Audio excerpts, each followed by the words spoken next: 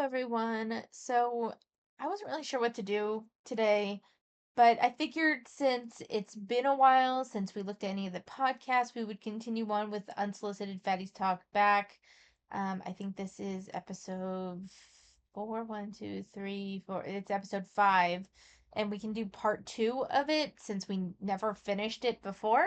And since it's like a Happy New Year one, I figured it's kind of good to go finish it for like this time of year. I hope this is okay. So we're gonna just go ahead and finish this and see kind of where we left off because I don't even really remember. From a workplace environment like this. I hate startups. I fucking hate them.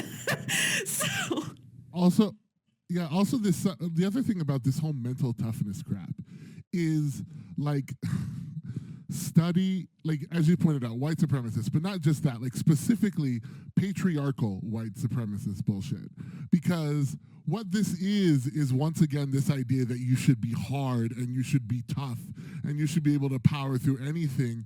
And I mean, I don't know how many times we have to talk about the suicide rates of young men, especially young men of color, like the experience that happens when you like mental toughness is not a value. The ability to bend instead of break is not a bad thing. Like softness is crucial to survival. The So here's the thing. I don't disagree with him. I think he's making some good points. But to say that mental toughness is not a value, I just fundamentally disagree. I think it's over lionized. I think it's put up on a pedestal, and I think that this kind of idea of putting yourself through challenges to increase your mental toughness is, I mean, if you're into self-flagellation, that's your thing. I'm not gonna kink shame you, but like I think that it's not necessarily a virtue to make yourself suffer. Needless suffering is not necessarily a virtue. So to suffer in the name of mental toughness simply to prove yourself, I mean, if it's something that's important to you, I guess go for it. Requiring it of someone is where I think that the line gets crossed. And I would agree that there is a value to softness. There is a value to gentleness and knowing. But I think that here's the thing, I think toughness and softness work in tandem together. You need to be able to recognize when situations call for you to put your fucking head down and get the fuck through it, and where it requires you to approach it with a softer demeanor. I don't really like this from either side. I don't like this villainizing one side of humanity while lionizing the other when they work in tandem together to kind of create a balance of society. Like you need one as much as you need the other. One is not necessarily better than the other. They just are expressed differently. So, like I like the point that he's trying to make, but I don't think he's communicating it very well.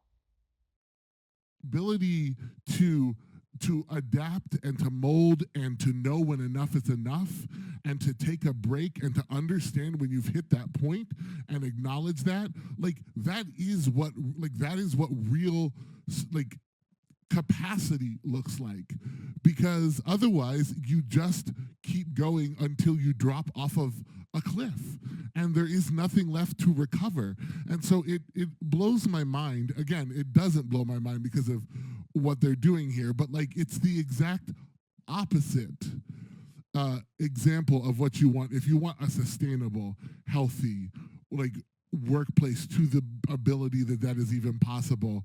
And the reason why this is the way that it is in so many ways is because the people at the top are paragons of privilege and access.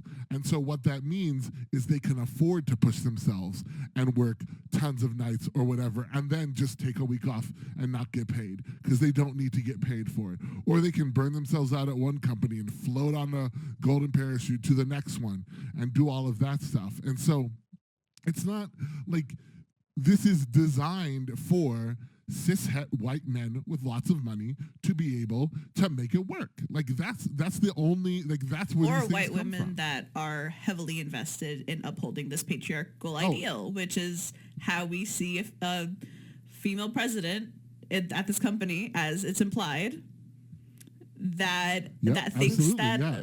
all of her employees are just too soft, and that's why she keeps, and that's supposedly the justification for enforcing these incredibly discriminatory wellness challenges.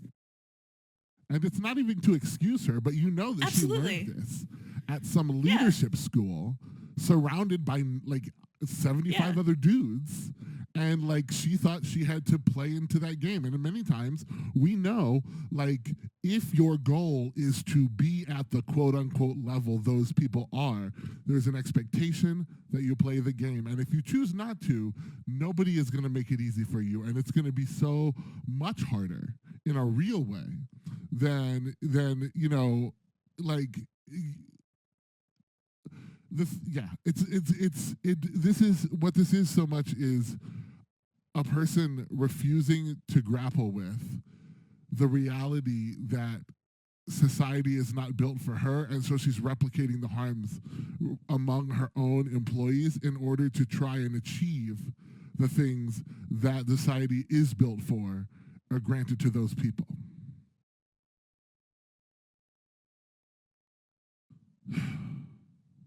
Ooh, I'm mad.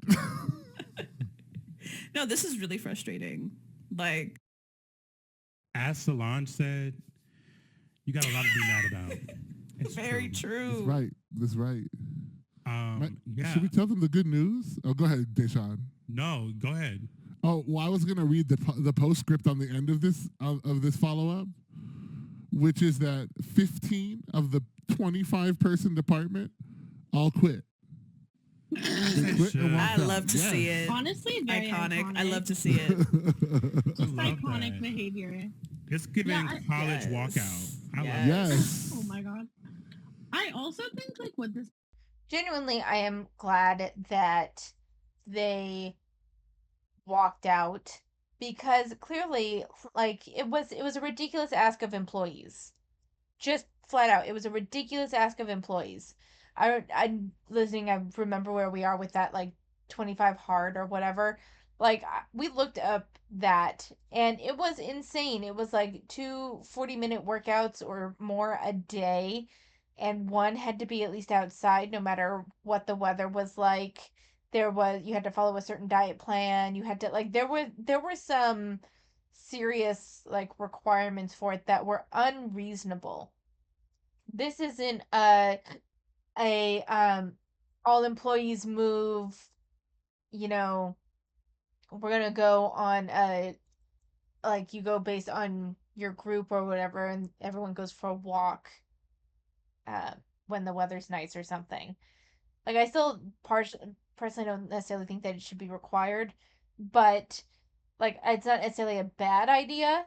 But then but this is that, like, nth degree sort of situation, because that 25 hard thing, we looked at that was insane. That was an insane ask of people, and it was just unreasonable. So I'm glad that people walked out.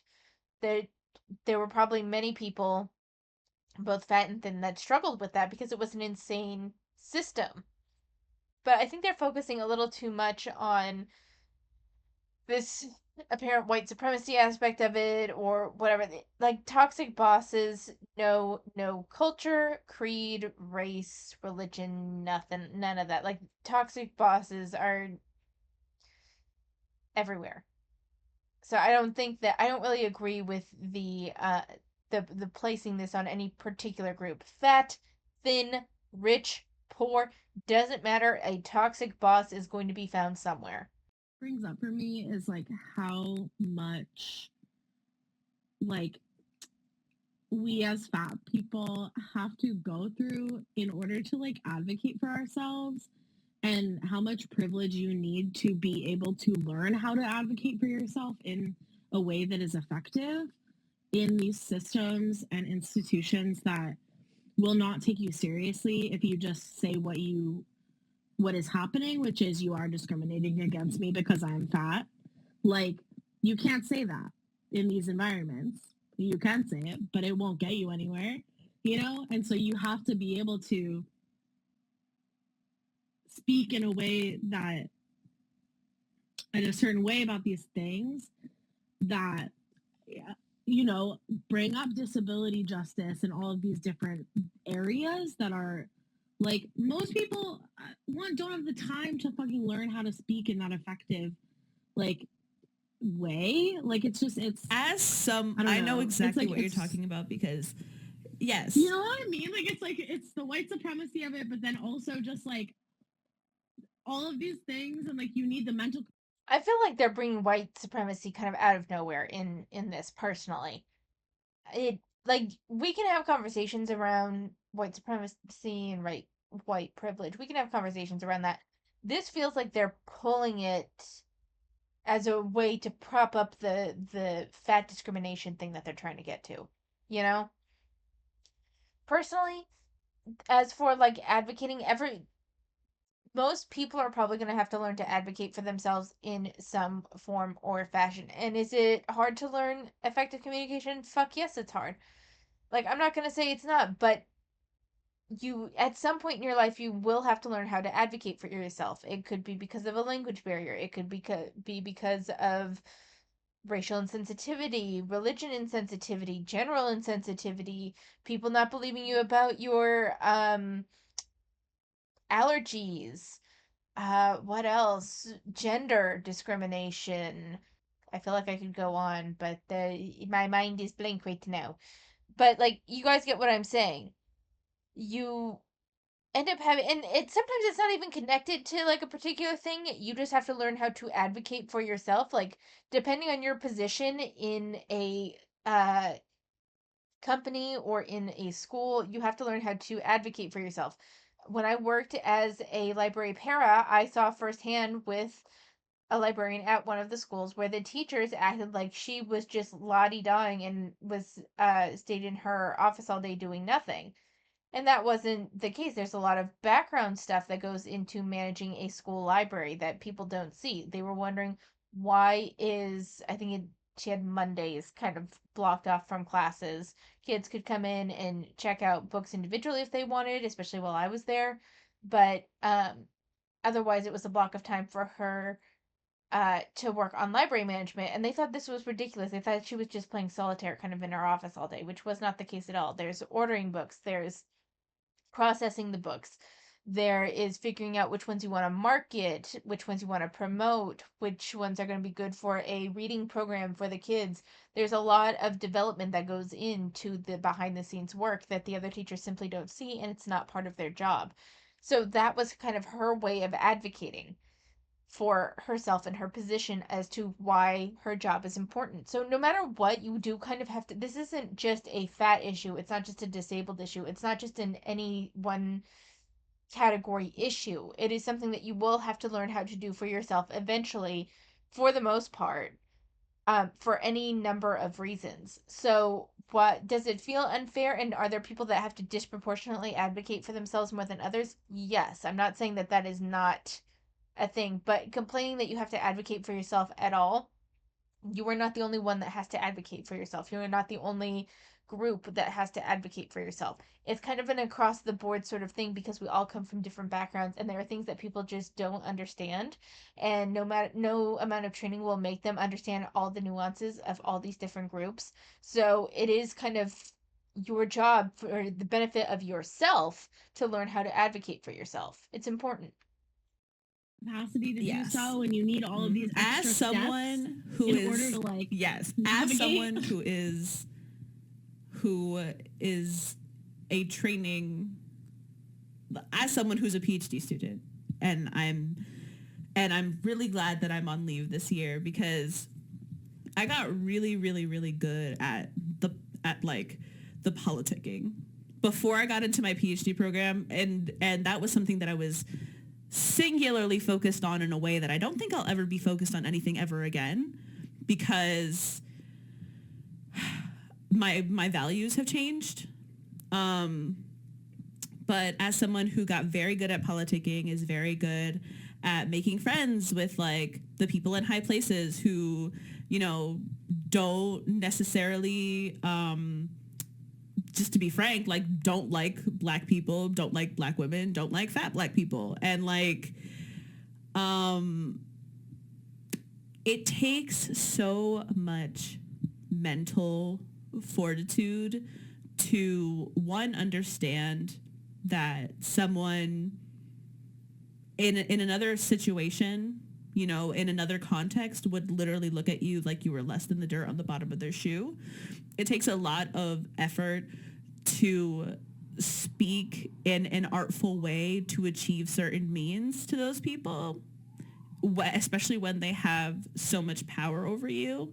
Like, I was really, really successful at, the politicking and getting into my PhD program at Brown. And now that I've gone through 2 years of grad school and I'm on leave right now, I know that one, was harming myself by going out of my way to do that politicking.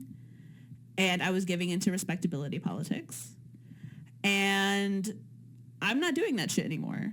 What like it takes a lot to be the person who says the thing that everybody else is thinking all the time before they say it, and get like everyone's like, oh, thank you so much for bringing up that thing, oh my god, thank you. Like, they'll say it in private afterwards, won't stick up for you during when you are doing the hard part of stepping out and saying, hey, this is fucked up, in the artful way that you say it.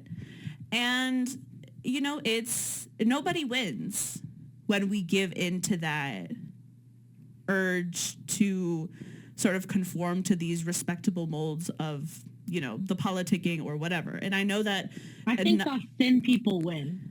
Thin people get like body positivity out of it, right? Like, thin people win regardless. They win regardless, because the world we live in is fat phobic as fuck.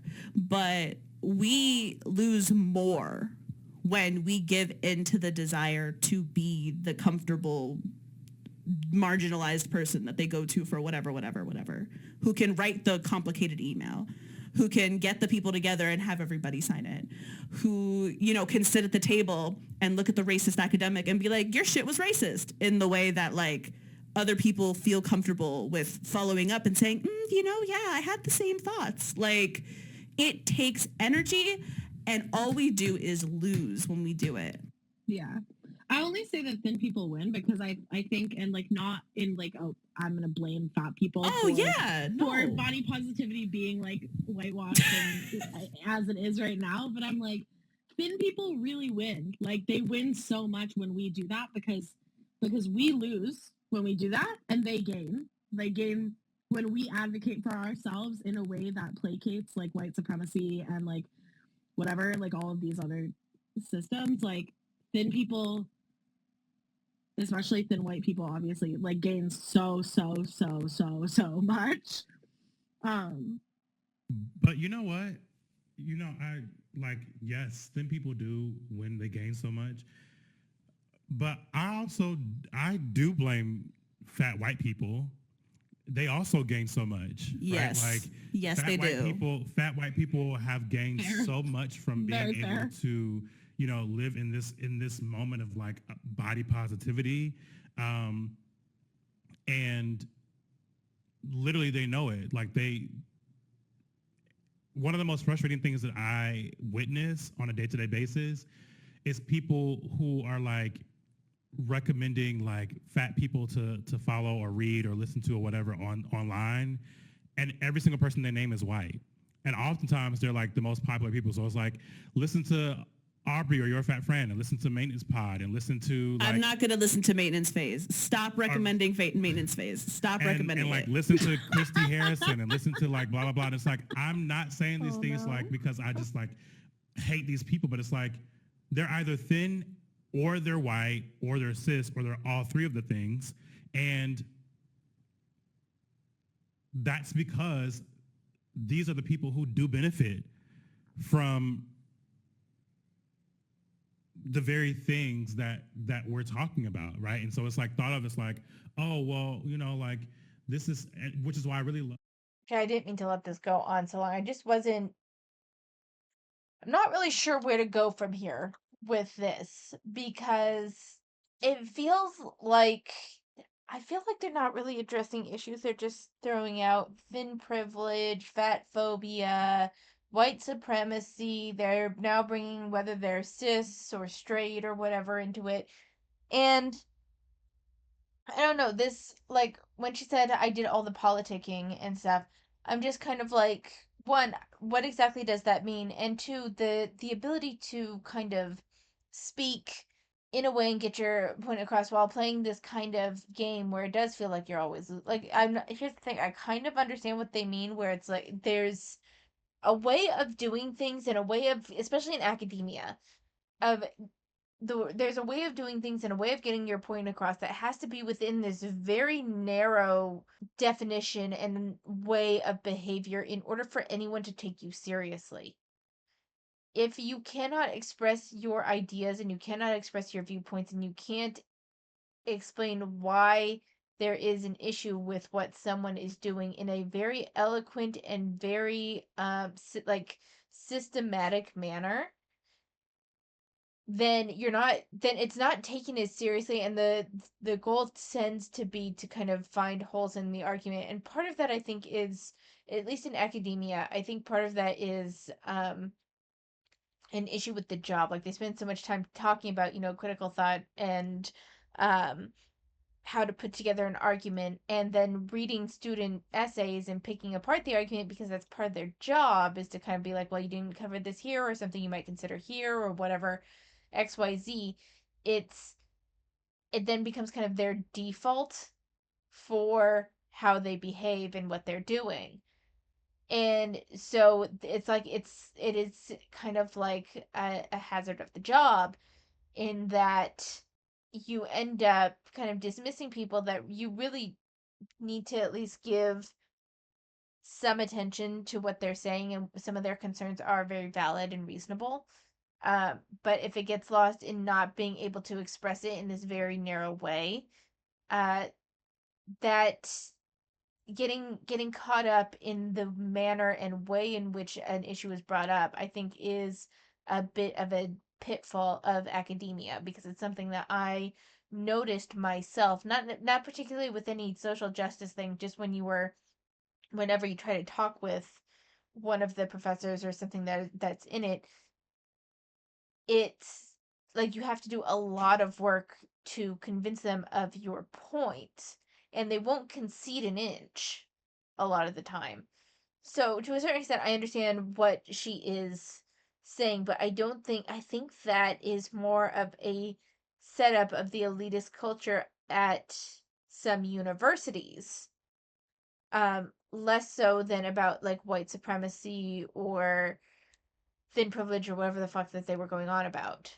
Of what you said earlier, Jordan, about um, I forget the exact phrasing, but people of all sizes like moving through these sort of feelings and issues, because like, yeah, predominantly it's thin people, but a lot of fat folks also really do benefit from this in so many ways, or they think they benefit from it. Um, and it's so like frustrating to witness, because it's like, girl, what's going on? Like, what's happening here? Um, so yeah, I just thought that was important to say, because I think so many people stick with, the really stereotypical voices in that way, which to me sort of really symbolizes exactly what we're talking about here, and how people arrive to winning, how people arrive to like being able to benefit in a very particular way over other people. And it's just such a harmful practice that just rears its head in so many different ways. And the other thing that I would just add is we're right about thin people winning, but I also just want to point out that it is the only type of winning, like, again, unless you are the cishet, like, unless you are at the very top of the pyramid, it is a win. It is a win that is short term. It is short sighted, because ultimately what happens is that winning at the moment is at the cost of you being subject to of those thin people, or small fats, or thin, fat white people, like being subject to more oppression in the future that they reinforced. It always blows my mind the number of thin people who don't understand that and I think, Deshaun, it was actually you and it may have been the video in the Jubilee, but you talked about how, like, white people get the residue of anti-blackness, and like thin people get the residue of anti-fatness, and and so it does affect them. And since in so many ways I know that the only way we're going to change the minds of thin people at all, if we even have a chance, is by pointing out to them that they're hurting the damn selves. Like, to any thin person who's listening to this, which, if I'm telling you this, you probably don't need this message, but just to remind you and to remind all your friends, like, you're hurting your damn selves. Like, anti-fatness is the reason why eating disorders exist, right? In all types. So here's the thing, that you're so not making the point that you think you are. It's like, they'll only take it seriously if they think that it's going to affect them. But the thing is that what you call anti-fatness has become so broad that people on TikTok, some people that consider themselves part of your movement, say things like, if you don't find me attractive, that's anti-fat bias. If you don't want to date fat people, that's anti-fat bias. When it's a preference. Also, like, if you want to intentionally lose weight, that's anti-fatness. Well, then fuck you. Like, the talk about, like, obsession with thinness leading to eating disorders, it's partially true. I think they view all eating disorders. Eating disorders is a very broad spectrum. Some of you guys have talked about that in the comments. Sometimes it's not related to wanting to be thin at all. It can be a matter of control, which we've talked about. But something else that someone pointed out, and this was a while ago, so I'm afraid I don't remember who it was. I'm sorry. Pointed out that those that are neurodivergent can have very narrow selections of eating, to the point where it can be like a hyper focus for them on what they will and won't eat, and they won't eat a lot of different foods, to the point where it can lead to a level of malnourishment, which is that sort of disordered eating can become an eating disorder in its own right.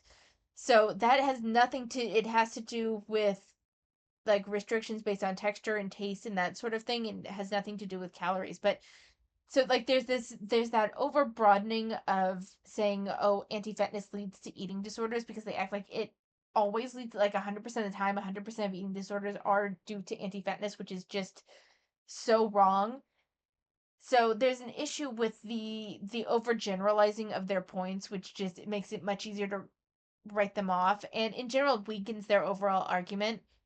But then on top of that, there's the overgeneralization of anti-fat bias. This isn't, like, the part of the issue is that you guys view any level of intentional calorie restriction as an eating disorder, which it's not. If you want people to take you seriously, you have to take the words that you use just as seriously. You guys throw out the words eating disorder left, right, and center, when that's not it a lot of the time. So if you want us to take your points seriously, you have to take your own points and the words that you use just as seriously, because it just seems like you're flippant and you're throwing anything out there to try to prove your point without actually thinking about what you're saying or the impact of those words. You get so caught up in your own little echo chamber that you don't realize that what you're saying is oftentimes big claims that are easily thwarted. Not only that, but I mean, I've seen plenty of fat acceptance people deal a lot in absolutes, which is just an automatic, well, fuck you, I'm not going to listen to you, because you clearly aren't even thinking about your own argument. Bodies. That is why, like, it is like there's not a disconnect between those two. One follows from the other. And so, yeah, like, it's just like anti-blackness hurts white people, just like sexism hurts men, like all of that stuff. Like, these people need to understand that you cannot escape these systems just because you happen to sit at the top of the pack. I think that's a really important point. And I think the labor of sort of pointing out to thin people, like, this also harms you, is so important. And as you already know where I'm going with this, because I can see you nodding. And as someone who does work in the fat lib space, as someone who is a fat Black woman, I refuse to do that work because that is not my ministry. That is not my labor. That is not my focus. Thin people will never be centered in my fat politic, ever. And I've seen the danger of the approach of, you know, fat phobia hurts all of us. Like a perfect example is the way that weight stigma is researched and discussed in public health. Like, perfect example. Weight stigma in public health is done from an incredibly fat phobic lens 99% of the time, because that research is done to further inform weight loss interventions. And the only time that it's not is when we're talking about how it might stop people from the uptake of healthy behaviors, quote unquote healthy behaviors, that may or may not, as they say, have more of an effect on health outcomes that folks are interested in. But that sort of when weight loss is not in the conversation, then those statements about weight stigma are only inclusive of thin people, because that's where things like eating disorders come into play, which public health thinks that fat people don't have eating disorders. And so there is, but like, I would say public health would say that fat people don't have restrictive eating disorders, which that is something that can be argued. I'm not here to argue whether uh, fat people can have restrictive eating disorders or not. That is kind of outside my realm, and I'm not going to necessarily argue with that. But I don't think that public health assumes that fat people don't have any eating disorders. I think they view fat people's eating disorders more in the too much food category, like binge eating, and not necessarily in the restrictive. They also, fat people are not a monolith, and there could be neurodivergent people in there that could have eating disorders that are related to that neurodivergency. But here's the thing. I think the point is that by and large, if you were to look, those that are overweight or obese are less likely to have an eating disorder that is restrictive. But we'll let them go on. like we all understand, like, multiple things can be true at once, right? It is very important to educate thin people about how fat phobia is bad and how it harms them as well, and how they also get the residue, borrowing from what Deshaun said during the Jubilee. Like, they also get the residue, and that education is incredibly important. I think that there are certain people who should bear the burden of that labor that, you know, aren't me, that aren't Deshaun, that aren't you, that aren't Caleb. Like, I think that labor belongs to a very specific subset of people. And I really wish they would uptake that fucking labor so that the rest of us did not have to deal with the residue of the residue, because they don't feel like doing that fucking labor, which is what they should be there for. Can you tell I'm mad? I think I hate this conversation. I don't hate this conversation. I love this conversation because it's important. But I also hate this conversation because I don't. This idea that, people owe you some sort of labor, and it's like I should not have to do all of this labor and stuff. I'm going to use a bit of a metaphor for you, and it's not meant to trivialize. I'm worried that it's going to come across like trivializing. It's not meant to trivialize, it's just meant to illustrate. So let's say this is going to be a very personal example. So there's 3 people that live in a house, and they all share the same fridge. And the fridge is communal, but you can put names on things that are like just yours. But with 3 people contributing, one person contributes probably more than the other 2 fairly regularly, but often will buy the same thing and buy multiples of the same thing, and then open the containers without actually finishing the containers, and they never clean out the fridge. So eventually the fridge becomes overly stuffed with food, a lot of which is expired or just like it's bad. Um, but the person that puts the most food in there never takes it out, and the stuff that they're putting in there isn't stuff that the other two are necessarily going to eat. So it just builds up. The other two aren't going to eat it. It's not their kind of food. So it just builds up and builds up until the fridge is overflowing. You constantly are trying to dig for stuff. You can't find anything. There's no room for new groceries. So fairness would dictate that the person that keeps putting food in it, not eating it, not checking their shit and throwing it away, should be the one to clean out the fridge. But they never do. And if you ask them to, they put up a big, huge fucking fight about it. And they complain. Or they're just like in a shitty mood about it all day. Sometimes you can be really passive aggressive, just in a shitty mood about it. And eventually you just don't, you're tired of the fight for cleaning the fridge. So you just start taking it upon yourself to check like every day, find two things to throw out because there's probably at least two things in there that are bad and can be thrown out. Whether it's yours or not, doesn't matter. You start cleaning it. Now, is that labor that you should have to do? No, not necessarily. But you're the one that cares about it. You're the one that cares about the fridge not stinking. You're the one that cares about being able to find the shit that you put in there.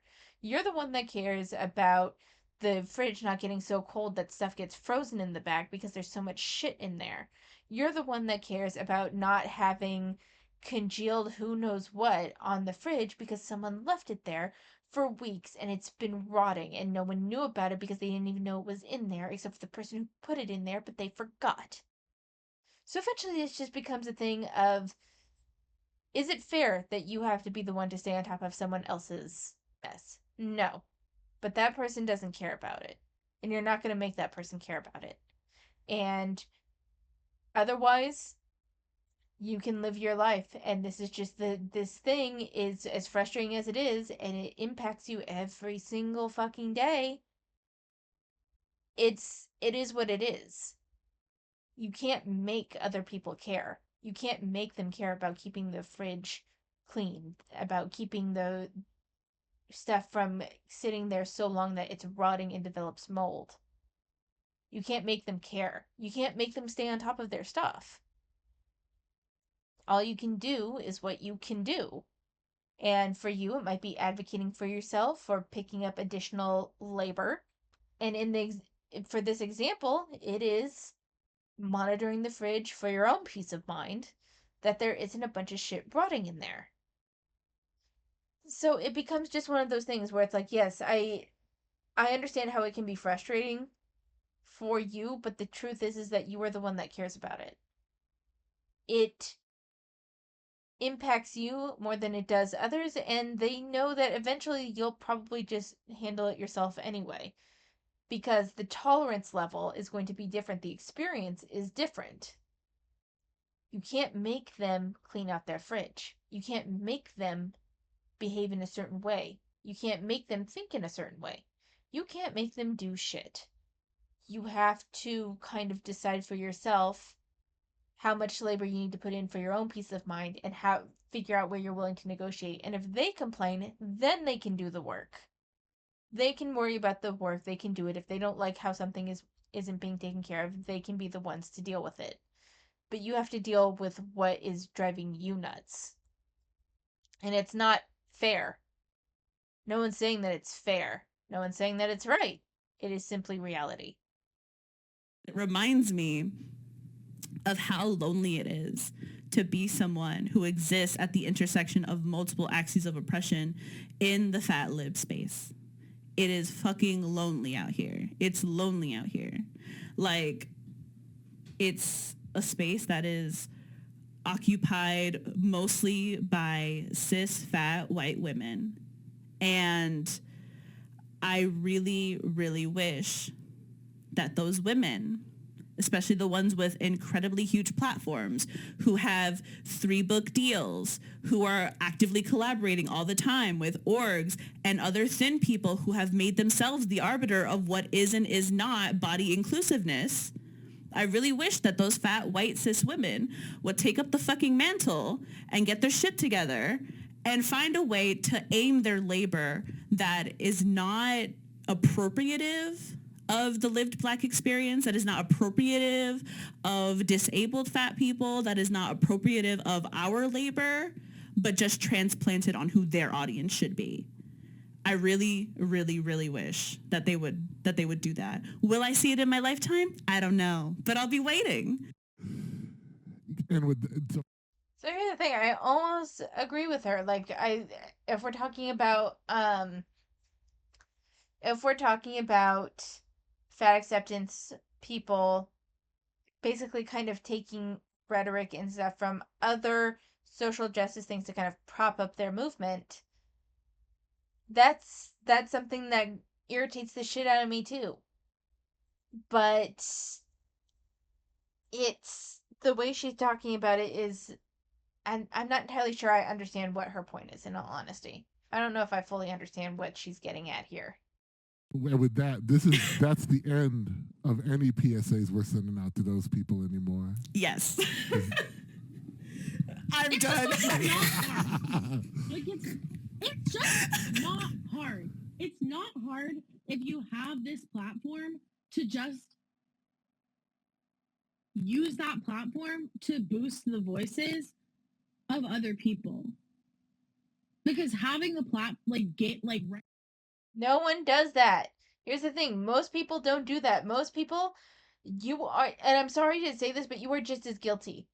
Everyone is concerned about themselves. No one really gives a shit about anyone else for the most part. I mean, we can care about those that are in front of us. We can care about those. I'm not saying that like everyone is solely out for themselves. You can care about the person that's in front of you. I care about my students. I care about how their home life is, and I do what I can within my power to help them, especially with like what's easily in my control, which is the environment within the school. Not easily within my control, but more in my control than say their home life. I care about them. Do I want to make it my life's mission to advocate for all MLL students in the country? No, because I'm selfish and most people are. Once I'm done with my job for the day, I do want to be able to go home and not think about it. I do. I care about my students, but I also care about myself. And so there is a separation that happens when I leave for the day. It's a matter of self-preservation. You can't expect even those that make it their part-time hobby to shout on the internet town square about their problems. They are more concerned about things that affect them. That is humanity. There are very few people in this world that advocate for others while getting nothing in return. Most people that will prop up your voice and stuff are looking for a pat on the head and the recognition that they are a good ally. Or they're trying to use you to bring attention to something that they care about. Or sometimes they're just like your purposes might be aligned and they might have personal reasons that benefit them on an internal level for why they do it. But very few people, I should say, are altruistic enough to spend an exorbitant amount of time advocating for the most marginalized groups that they can find with while getting nothing really in return. No social currency, no internal validation, no what have you. Like, that's a very rare creature. You guys have to learn to accept humanity for what it is. And by accepting humanity for what it is, you can probably help turn it to your advantage. But this just says, one, I'm a victim, and two, it's kind of like a child. You should care. This is important. This is me, me, me. It's important to your narrow scope of view at this point. You care about you. Even when with all of this, you're not talking about other people. You're talking about you. Tell me, honestly, do any of you, if we're regularly advocate for animals in any significant form? Because animal abuse still happens all over the world. Do you guys take in rescues? Because if we're going to talk about marginalization, I would say animals are some of the most marginalized and oppressed creatures in the US. I mean, if you want to put it that way. It feels like I'm entering PETA talking points here, but the argument can be made. But even PETA people go a little nutso, and I think it's just as much about their ability to try and control others as it is about helping animals. But not to mention that sometimes they don't help. We're not going to go down the PETA rabbit hole. I should not have brought it up. But my point is that even you benefit from what you advocate for. So to expect someone to advocate for something that benefits them not at all is just, it's not necessarily unreasonable per se, but it's unrealistic. Like getting the platform, right? You have it, and then you just do But also aim your shit like meaningfully. Like this is something that Monica and I, who goes by Fatty MPH, like Monica and I have talked about in workshops and stuff that we've done together, specifically for weight inclusive dietitians in Canada. Like the job of people, especially thin people in this space who have platforms. I'm talking like the Christy Harrisons and whatever.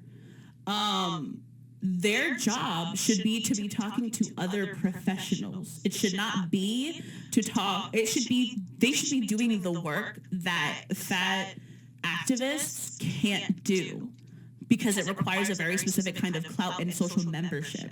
Their job of allies should be to do the work that we cannot do because we cannot presently access those spaces. And that bar will always move in accordance to like what the movement is. But like their job should be the work that we don't do. And I really wish that's what, like, if you have the audience, use it responsibly. Like there are plenty of fat people who have the whole Fat Lib 101 shit covered. Bases are covered. Okay, bases are covered. We don't need you to insert your voice because at this point, whatever you say is just going to be a watered down version of whatever the fuck other person said that is fat and has a better perspective of it than you do. So, yeah, okay, fine. Are we now stopping on this topic? Because I could literally go on forever about this. Let me stop. Please, somebody else say something. Let me stop. I will say, I love the passion. I do. I don't have much else to offer. I think that this topic for me is just very cut and dry. It's like, girl, these jobs are exploitative, and they hate fat people. So where do we go from here? That sums it up. Everybody pack it up. Go home. We're done. Deshaun covered it. We're good. Xing out the Zoom, logging off. I think that y'all have offered so much, and I know that in particular, like, you know, a lot of these fat podcasts or fat positive podcasts have very wide audiences. So I think that, you know, there will be some who benefit from this conversation for as much as white people can benefit from any of this shit. And yeah, to whomever wrote in this like question, I just am so glad that they got to experience seeing, like, you know, majority of their colleagues walking out with them in protest and solidarity, whatever the reasoning was. Like, I think that is just such a special thing that you don't get to see often, where workers get to take back their rights and take back, you know, what the fuck they do for themselves. And I think that for me is like just a really special ending. So thank you, Brian, for sharing that, because I did not read the second half of that. Yeah, like that to me is what I care about out of all of this, is like, yes, you got to really witness that. And no, it's not like this, you know, cultural revolution, but it is something that's really, really, really important. So yeah, that's all I wanted to offer to that. I feel like this is like a good wrap up point. I just like really love all of you. Okay, so Love you too. Love boo. you too. Love you. I just have a lot of love here. Anyways, okay, so leave us a review on Apple Podcasts.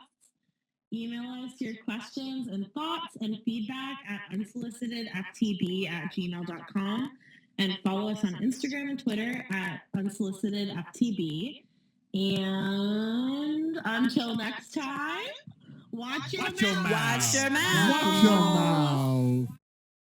All right, so that was about it. I towards the end there, I think ultimately it just comes back down to a lot of the fat acceptance stuff where it's like I think you guys expect entirely too much from people.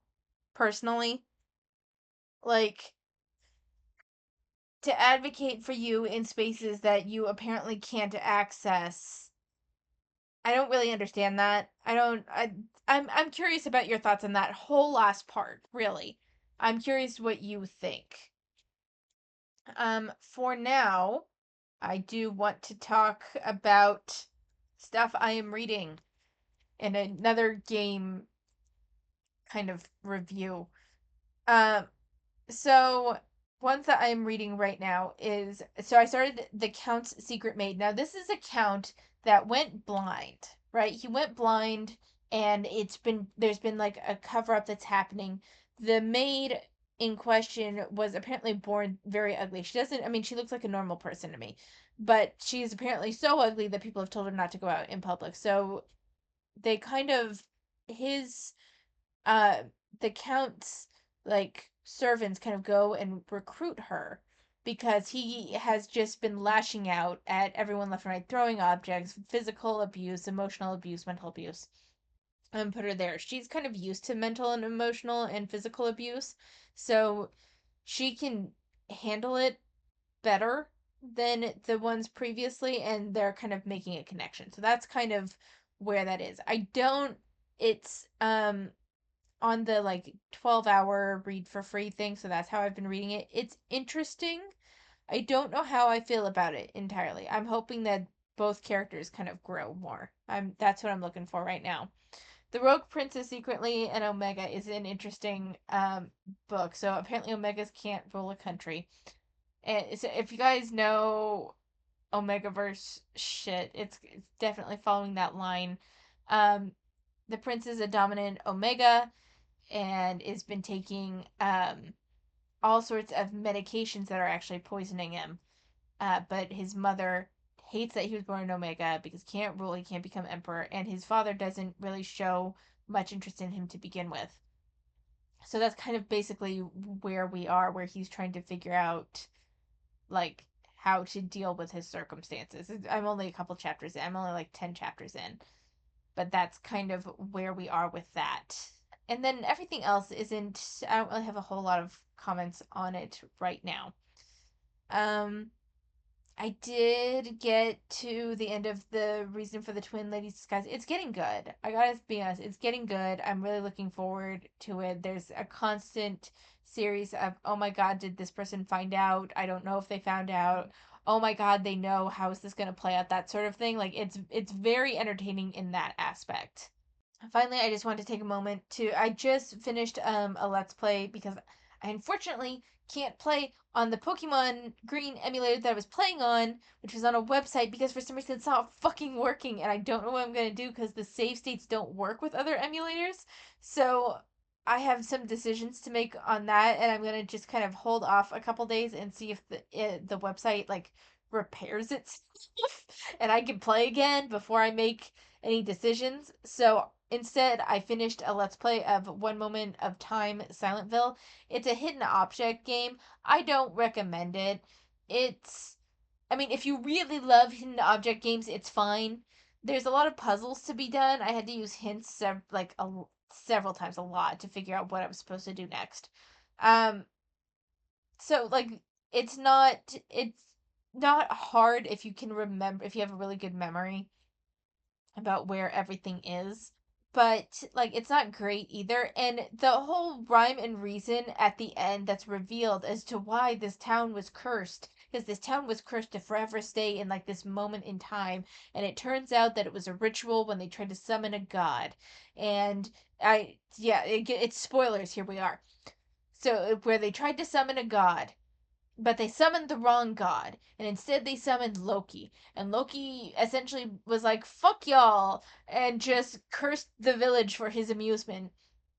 And then you had to essentially summon Loki again to ask him to pardon the town, which he does at the end of the game, and then it just kind of ends. It's not like, it wasn't terrible. It wasn't something I have any desire to play a second playthrough of it to like get the rest of the achievements. As you can see, I'm missing 5. I don't care enough about this to play through again. It was meh. It was very meh for me. I have zero intention of playing this ever again. Uh if you really love hidden object games, it might be worth a playthrough for you. I thought it was kind of dumb. So, that is where we are. Only one video this week because November is over. Um, but yeah, that's kind of where we are. So I hope you enjoyed this video. Thank you so much for watching. Take care of yourselves, and I will see you next time.